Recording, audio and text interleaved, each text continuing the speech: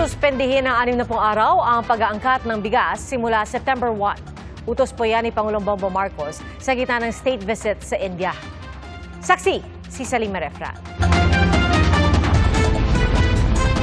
Higit pa raw sa inaasahan ang nakamit ni Pangulong Bongbong Marcos sa ilang araw pa lang na state visit sa India. Sabi yan ng Pangulo sa dinner banquet ni Indian President Draupadi Murmu.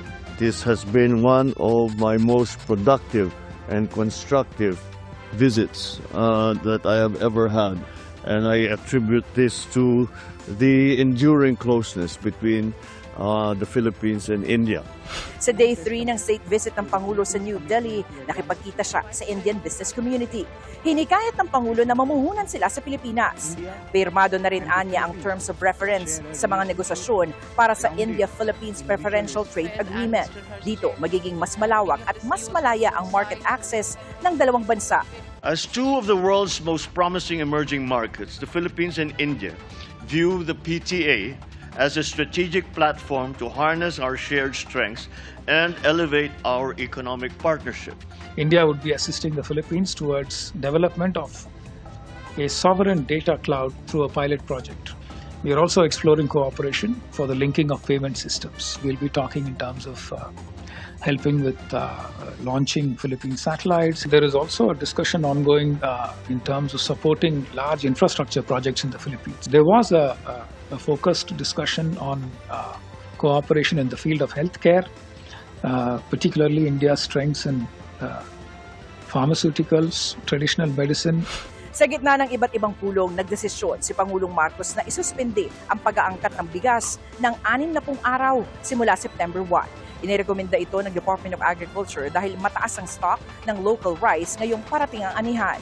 Kailangan isuspend po ito dahil po maganda po ang ani ng ating mga farmers para hindi po maapektuhan ang presyo nito at hindi maabuso ng ibang mga shrewd traders. Pero hindi muna inaksyonan ang rekomendasyong itaas ang taripa sa imported na bigas. Ayon sa DA, kung magiging epektibo ang kanilang estratehiya, pwedeng hindi na itaas ang taripa.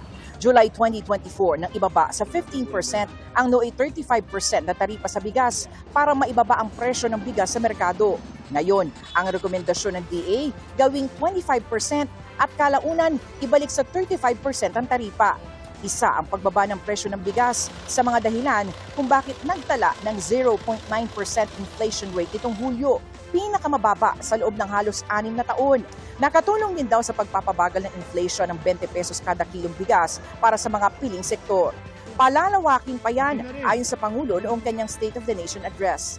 Yung sa bigas halimbawa, instead of subsidizing, bakit hindi pababain ang farm inputs or make it easier for farmers to produce more para mapababa? And that is why we have, in the last planting seasons, have recorded all bumper crops pataas ng pataas because inayos nga natin ang production. But we're still heavily subsidizing the 20 bigas. It should not be that heavily subsidized. In fact, liliit pong subsidy in the coming it should come habang yung production natin gumaganda.